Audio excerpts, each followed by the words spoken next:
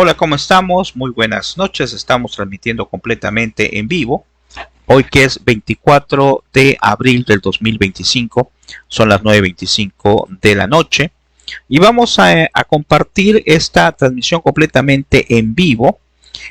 Pero verificar primero que se esté presentando a todos, ¿verdad? Al público en general. Porque a veces me aparece limitado solamente a mis amigos. Y compartirlo en los diferentes grupos a los cuales tenemos acceso, por gracia de Dios, de evangelización, en el de Supercatólico TV, que te invito a que te inscribas, a que te mandes solicitud para que puedas también estar en comunicación con nosotros. Muy bien, pues ya estoy comenzando a transmitir este tema, que es un tema que considero que es muy importante. Bueno, habíamos dejado pendiente y vamos a transmitir desde hace unos días, pero con lo que pasó, ¿verdad? De su santidad, del fallecimiento del Papa Francisco, ¿verdad? Pues he decidido atrasar un poquito estos temas que iba yo a manejar. Tenemos que tener siempre nuestra oración puesta en el magisterio de la Iglesia, ¿verdad? Pedirle al Señor por el alma del Papa Francisco, que sin duda alguna pues estará ya en el cielo con la gracia de Dios, pero solamente Dios sabe, ¿verdad?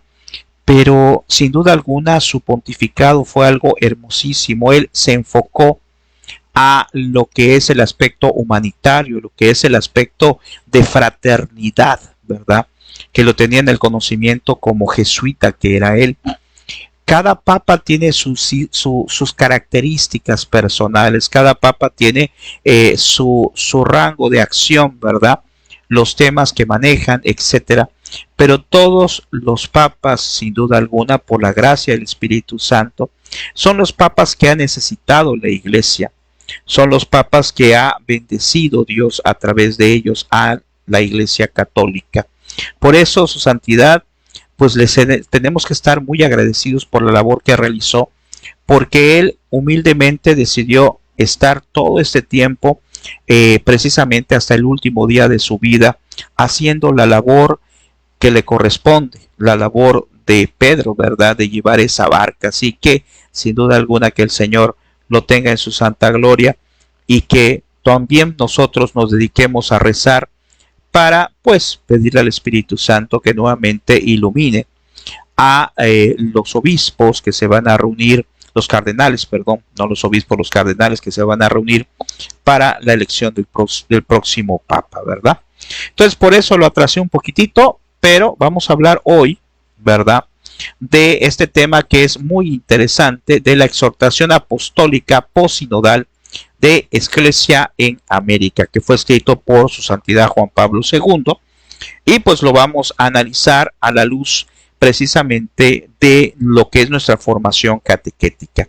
Bueno, puse ahí parte 1 porque voy a estar manejando este tema el día de mañana, el sábado y el domingo, si el Señor me lo permite, para que podamos ir analizando con calma este documento. Este documento se encuentra, si nosotros nos vamos aquí, ¿verdad?, y hacemos la búsqueda de la exhortación apostólica, vamos a ver que aquí hay una página que es la del Vaticano, que es Iglesia en América, que fue escrito o salido a la luz el 22 de enero de 1999, escrito por su santidad Juan Pablo II. Aquí le pueden dar ustedes clic, ¿verdad? Y aquí en este botoncito que dice PDF, vean cómo aquí entro a esta página de las exhortaciones apostólicas de su santidad Juan Pablo II. Y esta es la que vamos a analizar estos días, ¿verdad? Ojalá se puedan conectar más o menos a esta hora. Voy a transmitir, repito, hoy, mañana, el sábado y el domingo, ¿verdad? Y vamos a hablar un poquito acerca de esta exhortación apostólica. Y aquí le pueden dar clic en este botoncito, ¿verdad?, para bajarlo como PDF. Nada más le dan clic ustedes acá y aparece ya la página en PDF. Y en este botoncito que está aquí en la parte superior derecha, le pueden dar descargar y automáticamente se va a descargar en su carpeta de descargas, ¿verdad? Yo lo voy a volver a hacer, ya lo hice en alguna ocasión, pero lo vuelvo a hacer nuevamente para explicarles a ustedes con mucho gusto cómo lo pueden hacer.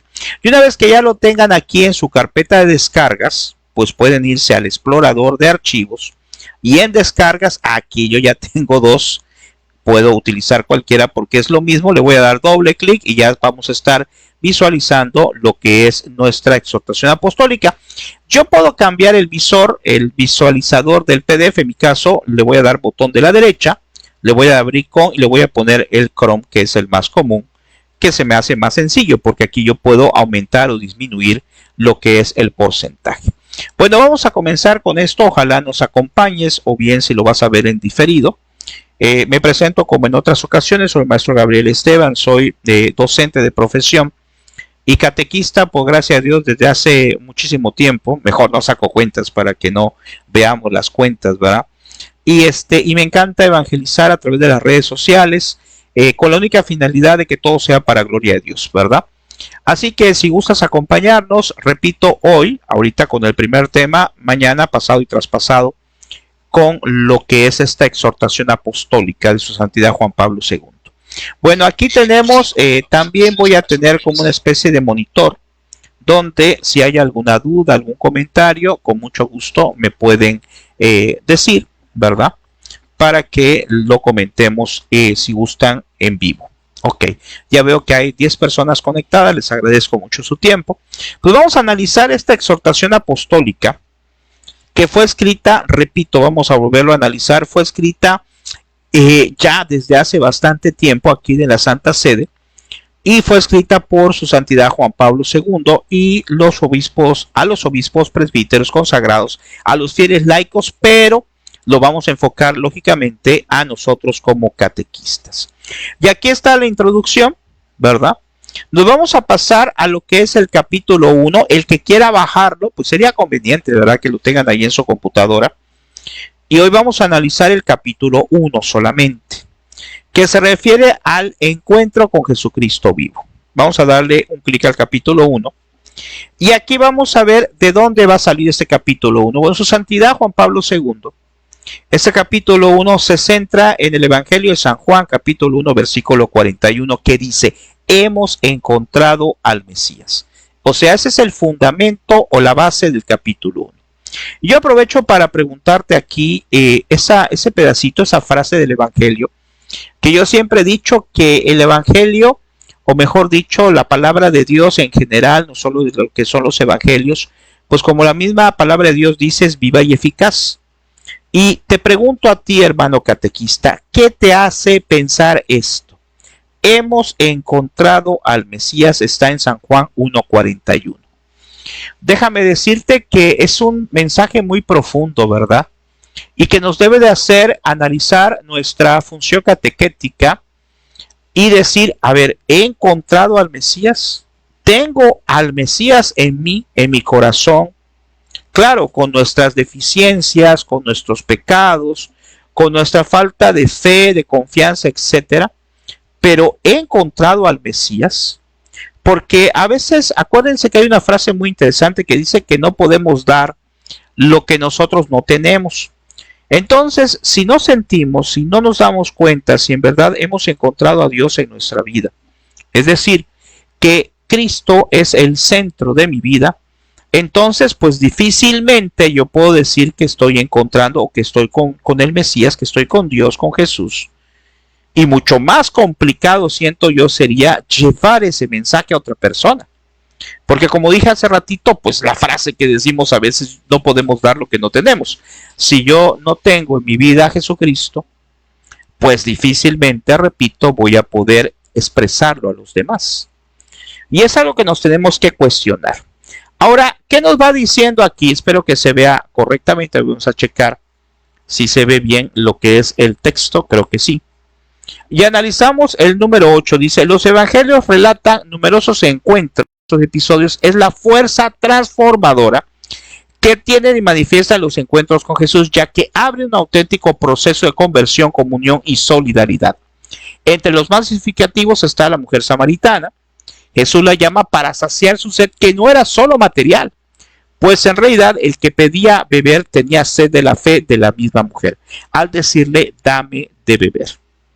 Y al hablarle del agua viva, el Señor suscita en la samaritana una pregunta, casi una oración, cuyo alcance real supera lo que ella podría comprender en aquel momento. Señor, dame de esa agua para que no tenga más sed. Bueno, creo que este pasaje nos puede hacer reflexionar mucho, ¿verdad? Porque lo vuelvo a presentar para lo que lo tengan ustedes aquí en pantalla, porque nos habla acerca precisamente de encuentros de mujeres y hombres con Jesús en su tiempo, pero no era un encuentro normal, como que yo me encuentro un familiar o un amigo, una persona por ahí, le salude, hola, ¿cómo estás? No. Aquí nos dice en esta exhortación apostólica de su santidad Juan Pablo II, que eran encuentros de conversión. Es decir, eran encuentros que iban a servir para hacer una transformación en la persona. No es un encuentro casual, no es un encuentro informal, es un encuentro planeado por la gracia de Dios. ¿Y qué lo puedo o cómo lo puedo transportar a mi catequesis? Bueno, tenemos que preguntarnos, nuestras sesiones, lo que nosotros hacemos con los niños, ¿ha realizado alguna conversión? Y alguien me va a decir, oiga, pero usted está pidiendo algo que no puede ser. Y sí, ciertamente, porque no va a depender de nosotros hacer que esos encuentros personales o esas sesiones de catequesis puedan ser en verdad transformadoras, no del todo. Pero la pregunta es, ¿qué ocurre cuando se me olvida y no preparo bien mi catequesis? Que yo, pues la verdad, también lo he hecho. A veces por cuestiones personales, a veces por el trabajo, pues no he preparado mi catequesis como debería de ser. O tal vez a lo mejor no he rezado por los niños que tengo a cargo en este ciclo escolar. O a lo mejor no he rezado por sus padres, por los padres de familia que también tengo que pedir por ellos. Entonces, esa transformación que aquí nos dice que Jesús hacía con las personas con las que hablaba, pues tenemos que pedirle a Dios que nuestra catequesis, no por mérito propio, ojo, siempre lo he dicho, nosotros somos indignos de llevar el mensaje de Dios hacia nuestros niños, hacia nuestros catequizandos, hacia los padres de familia, etc. Pero a pesar de ello, Dios, quien conoce nuestras limitantes, nos da esta valiosa oportunidad de ser agentes transformadores de vida, transformadores en Cristo. Entonces, si aquí nos dice lo que es esta encíclica, de que había una mujer sedienta que quería y decía, dame de beber. Eso está en Juan 4:7, vean, dame de beber. Pero hablaba de una sed, no solamente una sed física, sino aquí nos especifica una sed espiritual. Y la pregunta es, ¿nuestros niños será que no tengan también sed? Sed de conocer a Dios, sed de sanar sus heridas. Durante estos años de catequesis, si alguien tiene algún comentario, aquí estoy al pendiente.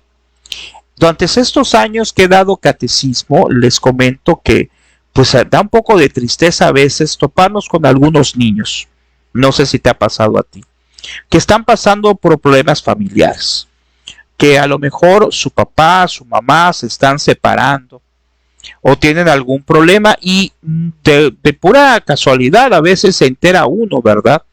Desde luego que no tiene el catequista que estar indagando, que estar averiguando cómo está la vida personal de los niños, pero a veces son los propios niños los que lo dicen.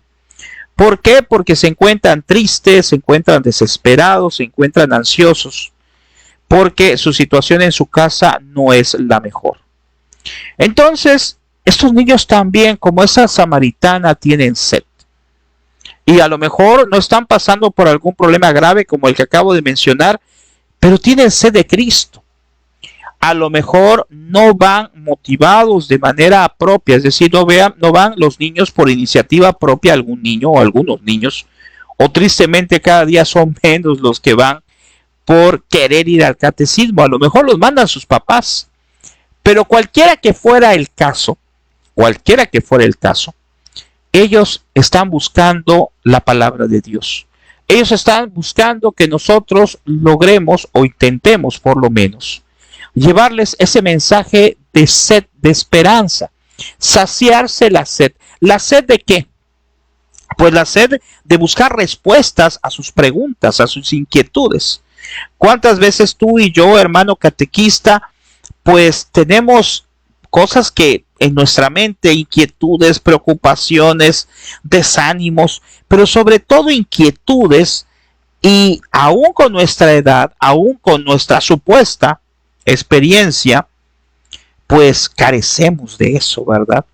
Carecemos de tener una conciencia que nos haga entender muchas de las cosas que a veces pues nuestra propia naturaleza no nos permite entender.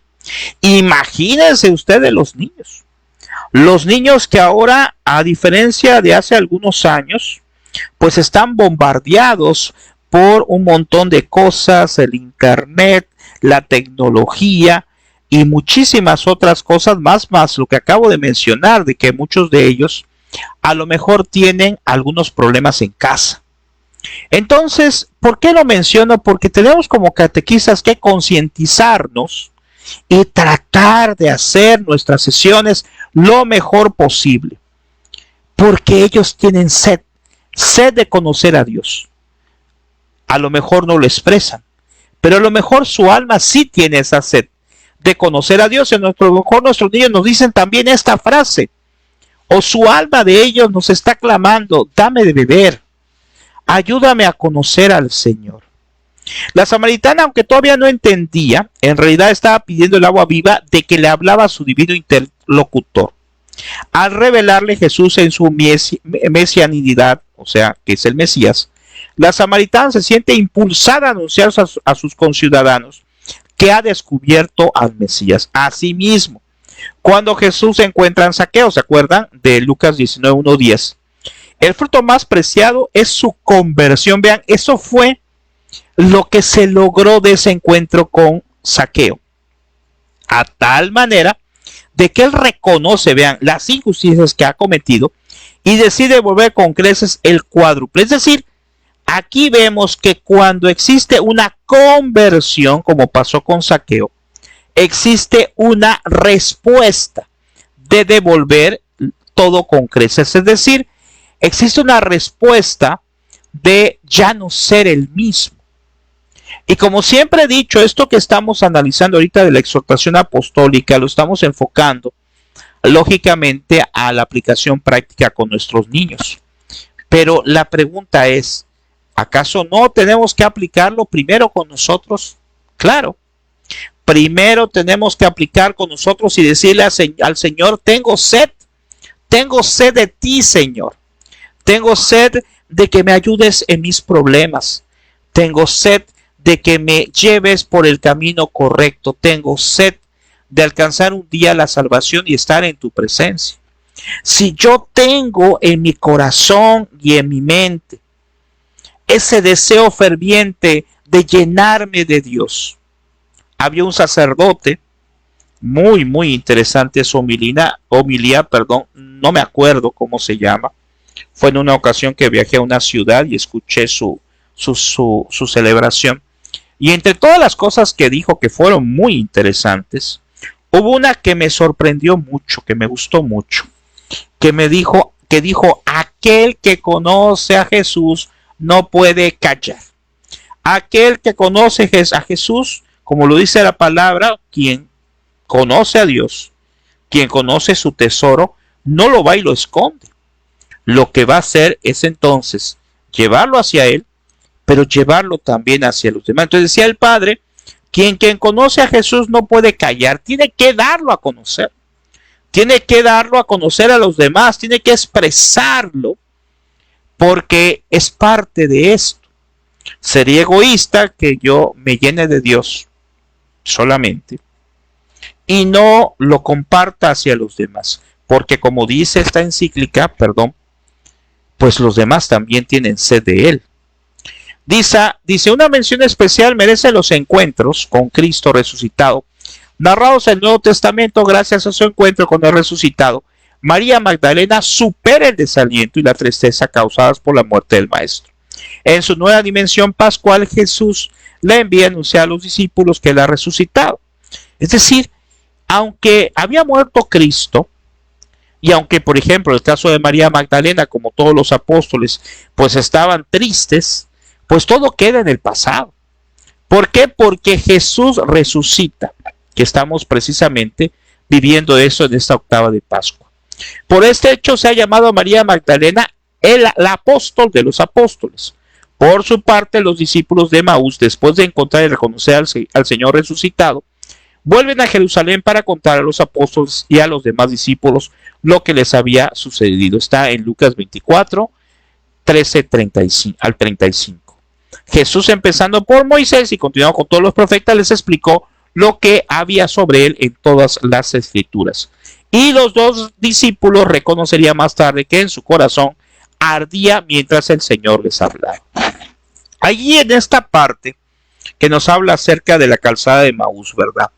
Que todos recordamos este pasaje bíblico, donde Jesús resucitado se encuentra a los apóstoles, empieza a platicar, los apóstoles le empiezan a decir que si acaso no sabía, que si era un forastero, que si no sabía lo que había pasado, que había muerto Jesús, y él les empieza a hablar precisamente de él mismo, o sea, de Jesús, desde el Antiguo Testamento, y hasta que terminaron el camino, los apóstoles abren los ojos y se dan cuenta que estaban hablando con Jesús resucitado. Fíjense que así nos puede pasar a nosotros. Estamos con Él, pero no estamos inmersos en Él. Podemos hablar de Jesús muchísimo, muchísimo, pero si no lo tenemos en nuestra mente, en nuestro corazón, si solamente es como algunas personas pueden expresar una frase un poco común que decimos de dientes para afuera, es decir, si solamente tenemos a Jesús en la predicación, pero no lo tenemos en la acción propia de nuestra vida, entonces, ¿es completo esto? Entonces no estaremos igual que los apóstoles en la calzada de Emaús, que estaban caminando junto a Él. Así a veces nosotros estamos con Él, pero no hemos logrado que Él esté dentro de nosotros, y no porque Él no quiera, sino porque a lo mejor no he aprovechado mi tiempo de acercarme a Dios en los sacramentos. A lo mejor no he tenido a Jesús Eucaristía últimamente dentro de mí al acercarme a la comunión. Que no se nos olvide que Jesús está realmente presente en la hostia consagrada. Ahí en el canal de YouTube que tengo, Supercatólica, ahí hay videos del doctor Ricardo Castañón. Voy a ver si logro remasterizar uno que le grabamos hace muchos años, en el 2010, donde nos habla acerca de hostias que han sangrado, sangre humana perteneciente al miocardio del corazón de una persona. Busca milagros eucarísticos.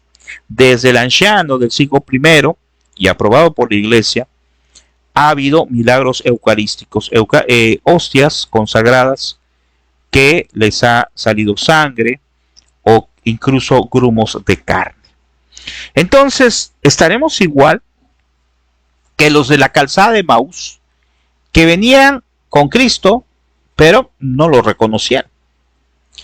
Si analizamos la siguiente parte, dice, entre los encuentros con el Señor resucitado, uno de los que ha tenido el influjo decisivo en la historia del cristianismo es sin duda la conversión de Saulo, de Pablo, que lo conocemos nosotros, y el apóstol de los gentiles en el camino de Damasco. Ahí tuvo lugar el cambio radical de su existencia, de perseguir a los apóstoles, de perseguidor a apóstol.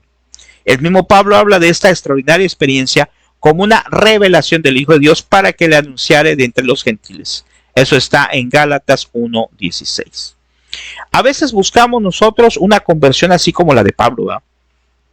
Que nosotros seamos o hagamos las cosas equivocadamente, pero de repente como a Pablo algo va a pasar y de un momento a otro nos vamos a convertir, vamos a hacer lo máximo, pero se nos olvida algo.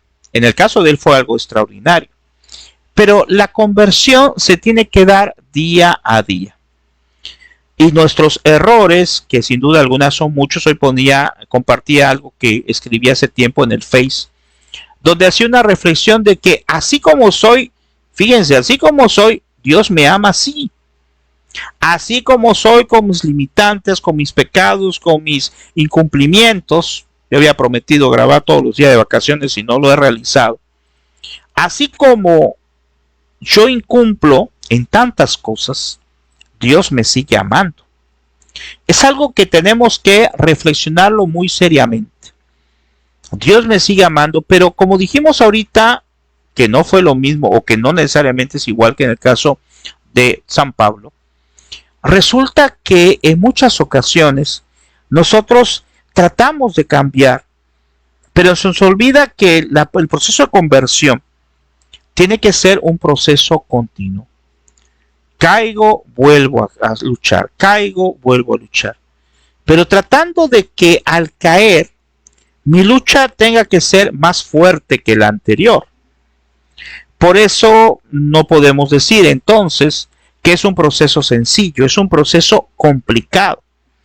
Pero Dios sin duda alguna pues valora mucho la intención de la persona. Entonces tenemos que buscar ir mejorando como personas, como aquí nos dice, ir mejorando en un proceso de conversión diaria, pero también ir mejorando como catequistas. Nuestra labor, hermano catequista, es importantísima. Los sacerdotes no podrían darse abasto para dar catequesis a todos los niños que van generalmente en las parroquias, en las capillas, y pues Dios ha permitido que seamos instrumentos para llevar ese mensaje. Entonces, buscar la conversión nosotros, para que después podamos buscar que los niños también hagan el mismo proceso y se conviertan. La invitación del Señor respeta siempre la libertad de los que llama. Hay casos en que el hombre, al encontrarse con Jesús, se cierra al cambio de vida al que lo invita. Ahora la pregunta es, ¿hemos aceptado entonces nuestra invitación como catequistas? Si hay alguien por ahí de casualidad que está viendo el video y no es catequista, pues no sé, a lo mejor Dios está usando como instrumento este tema, puede ser, para que entonces se vuelva catequista.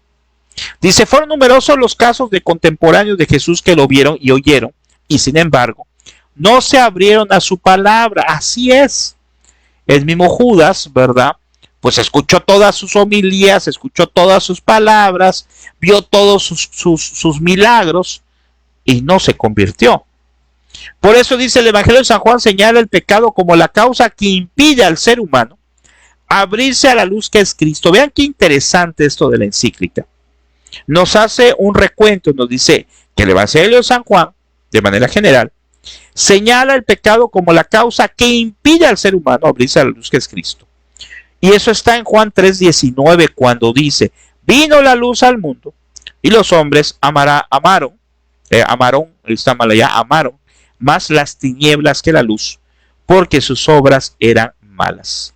Los textos evangélicos enseñan que el apego a las riquezas es un ejemplo como un obstáculo para acoger el llamado a un seguimiento generoso y pleno de Jesús.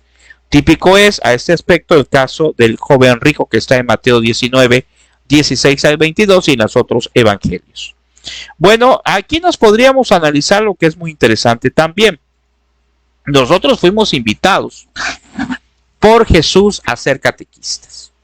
A lo mejor alguien tendrá, una vez hicimos esa dinámica, ¿verdad? Y fue formidable, porque cada uno contaba su historia. Unos fueron llamados por otros catequistas, otros por una situación personal. En el caso mío les comparto, mi mamá murió cuando yo tenía 18 años y pues yo me sentía completamente desubicado, me sentía solo, aunque estaba con mi hermana, pero yo me sentía solo, desanimado, deshecho, y mi tía Edith, en paz descanse, que era catequista, pues un día me invitó al catecismo. Y mal que bien, sinceramente creo que pues fui por la invitación, o fui tal vez porque me sentía triste, me sentía solo.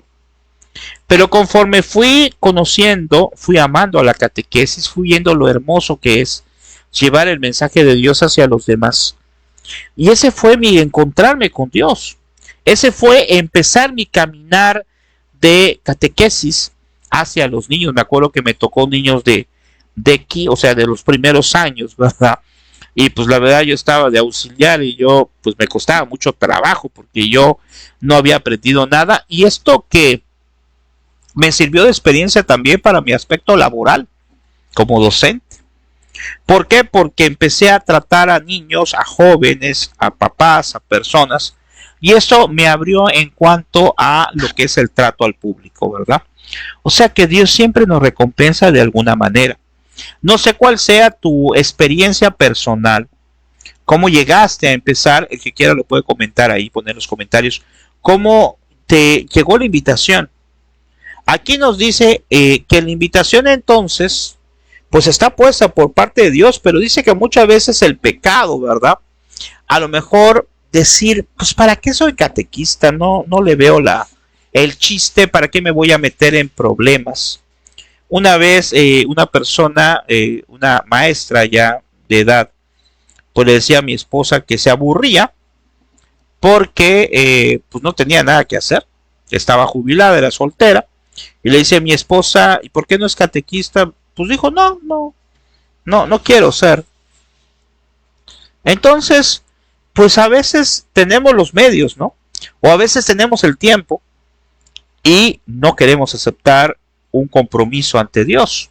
O al revés, a veces no tenemos el tiempo porque tenemos muchísimas cosas que hacer personales.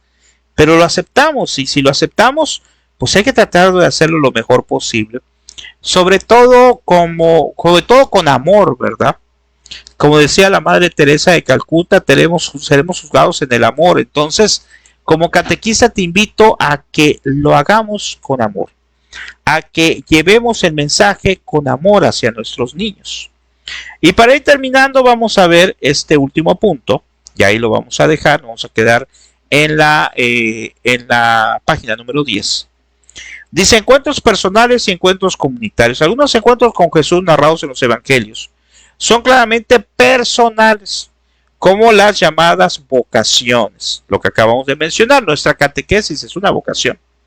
En ello Jesús trata con intimidad a sus interlocutores. Rabí, que quiere decir maestro, ¿dónde vives? Y Jesús de una manera muy hermosa dice, venid y lo veráis. Así también a nosotros nos podemos preguntar, nosotros, ¿dónde está, Señor?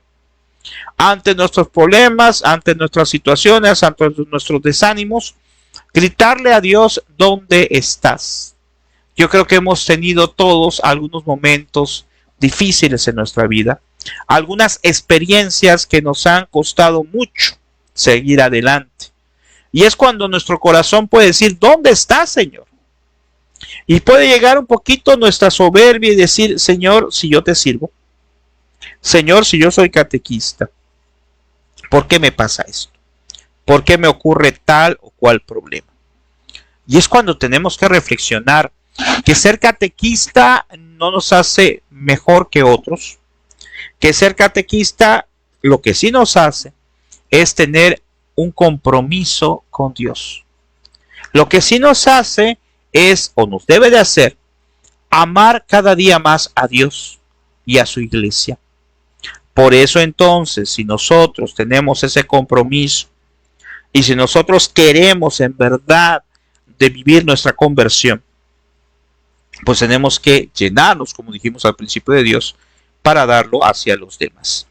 Y dice, otras veces, en cambio, los encuentros tienen un carácter comunitario, así son en concreto los encuentros con los apóstoles, que tienen una importancia fundamental para la constitución de la iglesia. En efecto, los apóstoles elegidos por Jesús de este grupo más amplio son objeto de una formación especial y una comunicación más íntimas. A la multitud Jesús le habla en parábolas que solo explica a 12. Es que a vosotros se va a dar a conocer los misterios del reino de los cielos, pero ellos no. Eso decía en Mateo 13:11. Los apóstoles, aquí llegamos nosotros, están llamados a ser anunciadores de la buena nueva y a desarrollar una misión especial para edificar la iglesia con la gracia de los sacramentos. ¿A qué vamos con esto? Entonces, aquí nos habla de que hay encuentros personales y comunitarios. Nosotros como catequistas estamos de manera personal a ser catequista, a llevar su mensaje, pero también de manera comunitaria. Y esto lo he mencionado en otras ocasiones, la necesidad que tenemos de estar dentro de una comunidad, ser parte de ella. Problemas los vamos a tener en todas las comunidades, eso Creo que no hay ninguna comunidad que sea perfecta, porque nosotros que somos imperfectos estamos en esa comunidad. Pero tenemos que ser nosotros instrumentos para que esa comunidad crezca. No ser piedra de tropiezo, ¿verdad? Cuando veamos problemas dentro de los catequistas, dentro de mi grupo de catequesis, pues ver qué puedo ayudar, qué puedo hacer, o bien rezar para que se vayan solucionando esos problemas que se vayan presentando en mi grupo de catequesis. ¿Por qué? Porque al ser parte de una comunidad, y como aquí nos dice muy claramente, hacer también, ojo, un encuentro comunitario con Cristo, pues tenemos nosotros que ver que nuestro grupo de catequesis, nuestra comunidad, nuestra parroquia en general, pues irla edificando, tratando de hacerlo a través de las visitas al Santísimo, en la oración, tratarlo de hacerlo apoyando a los demás catequistas y haciendo grandes cambios. Yo, pues mi esposa y yo somos catequistas desde hace muchísimos años. Y pues no sé si es una práctica extraña, pero se lo platicaba una vez un sacerdote amigo mío y me decía que estaba bien, porque nosotros acostumbramos a estar en una comunidad 3, 4, 5 años y nos vamos a otra.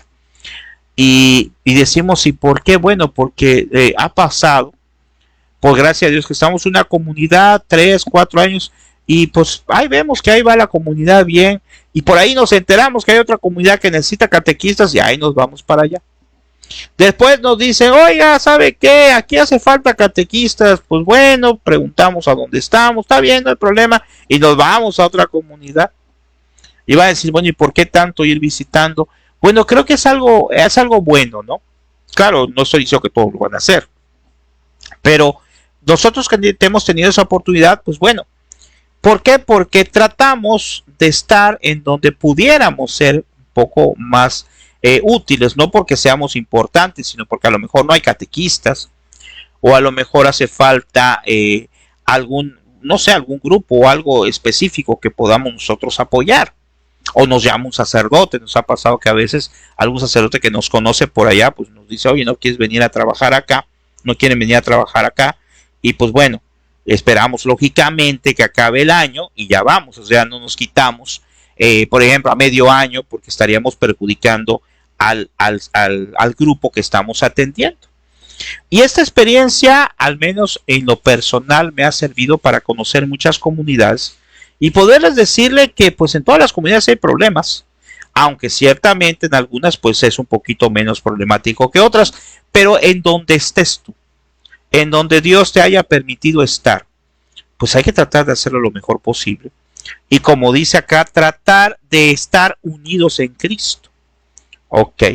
Y este es el último punto, con eso terminamos hasta acá en la página número 10. Dice, el encuentro con Cristo en el tiempo de la iglesia. La iglesia es el lugar donde los hombres, encontrando a Jesús, pueden descubrir el amor del Padre. En efecto, el que ha visto a Jesús ha visto al Padre. Qué interesante está eso. Cuando le decían a Jesús, oye, ¿dónde está Dios Padre? Decía, pues si me han visto a mí, pues han visto al Padre, porque son uno solo. Jesús, después de su ascensión al cielo, actúa mediante la acción poderosa del Paráclito, es decir, del Espíritu Santo, que transforma a los creyentes dándoles la nueva vida. De este modo, ellos llegan a ser capaces de amar con el mismo amor de Dios, que ha sido derramado en nuestros corazones por el Espíritu Santo que nos ha dado. Romanos 5:5. Recordemos eso que decía el apóstol, ¿verdad? No soy yo, es Cristo que vive en mí. Qué bonito se oye, pero qué difícil está. Definitivamente. Cuando dice, no soy yo, es Cristo que vive en mí. Es decir, es tan grande el amor que tengo por Jesús. Es tanto que trato yo de estar con Él, que bueno, debemos de ser reflejos de Cristo, aunque definitivamente es algo muy complicado. Definitivamente. Pero nuevamente lo que dije hace rato, los intentos. Para Dios, yo creo que es muy importante los intentos que hagamos. Y luego, para terminar, la última frase dice, la gracia divina prepara además a los cristianos a ser agentes de la transformación del mundo, instaurando en él una nueva civilización. Dice que mi predecesor Pablo VI llamó justamente civilización del amor. Entonces, así es su santidad Juan Pablo II. Nos habla precisamente de esta frase que dijo Pablo VI, cuando dijo que tenemos que buscar la civilización del amor. Entonces busquemos esta civilización del amor, que repito, consiste en tratar de llevarme con mis catequistas, de apoyarlos en todo, de ser instrumento de paz en mi grupo y llevar así el mensaje de Dios hacia los demás. Bueno, esperemos que haya sido de su agrado este tema. Mañana, Dios mediante, vamos a continuar analizando un poquito esto. No pretendemos terminar el documento, porque el documento en sí son 75 hojas, ¿verdad? Aunque sí valdría la pena y me lo comentan. Pero trataremos de abarcar la mayoría o la mayor cantidad de puntos y analizarlos. Recuerden ustedes que lo pueden bajar de internet de una manera gratuita, ¿verdad? Esta encíclica que dijimos que es la de exhortación apostólica Ecclesia in America, la Iglesia en América, escrita por su santidad Juan Pablo II.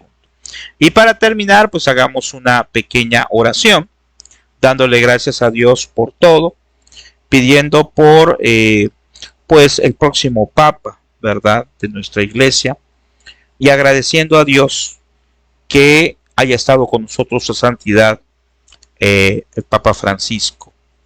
Cada sacerdote, gracias ahí a la compañera Consuelo, gracias, cada Papa tiene sus diferentes formas de llevar su papado, de llevar a la Iglesia, ¿verdad? Pero siempre estará asistida por el Espíritu Santo. Por eso nosotros llamamos a todos ellos Santo Padre, porque es obra del Espíritu Santo cuando se hace la oración, y es el sacerdote, o mejor dicho, el Papa, que está destinado para ese tiempo, porque Dios no se equivoca.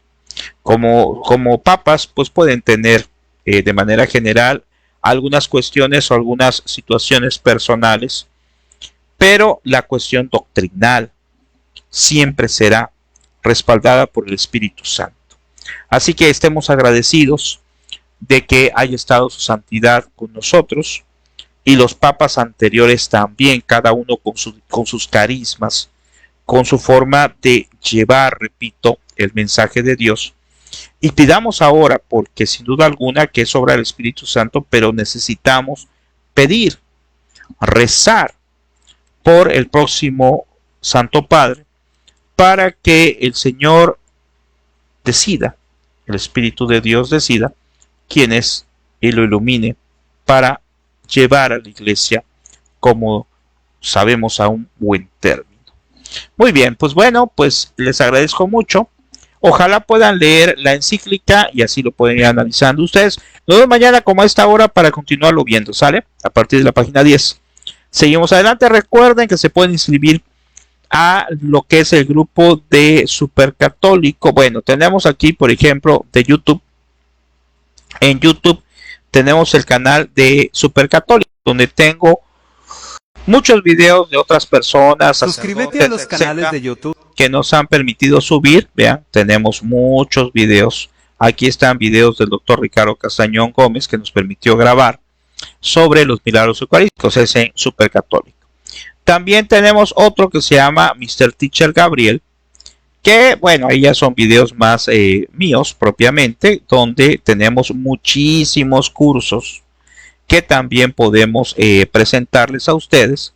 Y en el caso de lo que es Facebook, aparte de lo que es mi Face, que pues ya tengo 5,000 amigos, así que ya se vuelve complicado, pero también pueden ustedes solicitar a lo que es el grupo de Supercatólico TV, que es este. Miren, Supercatólico TV, tenemos 5,400 personas agregadas. Aquí subimos todos los días información, y otros compañeros también, hermanos, también suben algunos videos o algo relacionado con nuestra fe, y tratamos de estar al pendiente de que todo lo que se suba sea católico, ¿verdad? Entonces ahí diario, vean, hoy por ejemplo a las 11 subí nuevamente la oración por las almas del purgatorio, y pueden mandar su solicitud aquí de amistad, ¿verdad? Y con mucho gusto los vamos agregando. Bueno, que el Señor les bendiga, les agradezco mucho. Nos vemos mañana, si gustan, como a las 9:30 más o menos, porque pues a veces nos atrasamos por alguna actividad personal o nos adelantamos. De todas maneras, siempre quedará grabado para que ustedes lo puedan ver en diferido las veces que lo quieran ver, si así gusta. Compártanlo para gloria de Dios. Nos vemos mañana. Dios les bendiga.